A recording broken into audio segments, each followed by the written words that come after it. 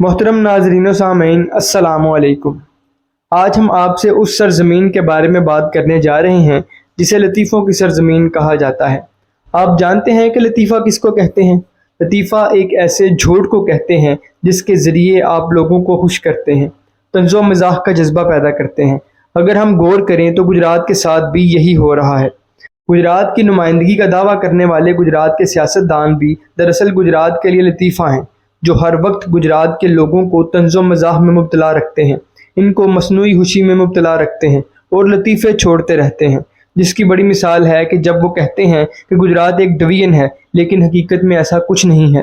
یہ صرف ایک لطیفہ ہے کہ گجرات ڈویژن ہے، نہ کمشنر ہے، نہ RPO ہے، اور نہ ہی ڈویژنل دفاتر ہیں، اور نہ ہی ڈویژن مکمل طور پر فعال ہے۔ اس کے بعد کہتے ہیں کہ ہم گجرات میں چڑیا گھر بنائیں گے، یہ بھی ایک لطیفہ ہے۔ ہم گجرات میں کالجز بنائیں گے، پارکس اینڈ ہارٹی کلچر کا محکمہ بنائیں گے، گجرات میں سیوریج سسٹم کو ٹھیک کریں گے، گجرات میں ہم صفائی کا کام کریں گے، گجرات میں ہم زرعی یونیورسٹی بنائیں گے، گجرات میں ہم ہاسپٹلز بنائیں گے۔ ہر روز آتے ہیں اور لطیفے چھوڑ کر چلے جاتے ہیں۔ وقتی طور پر گجرات کے لوگ خوش ہو جاتے ہیں اور پھر بھول جاتے ہیں، اور یہی ایک حقیقت ہے کہ گجرات لطیفوں کی سرزمین ہے۔ دیکھیں ایک اور لطیفہ، کہتے ہیں کہ گجرات ڈویژن ہے، گجرات ضلع ہے۔ کون سی ڈویژن ہے؟ اگر گجرات ڈویژن ہے تو کمشنر گجرانوالہ کا، RPO گجرانوالہ کا۔ اگر ضلع ہے تو DPO بھی موجود نہیں ہے، ڈپٹی کمشنر وہ بھی گجرانوالہ کا۔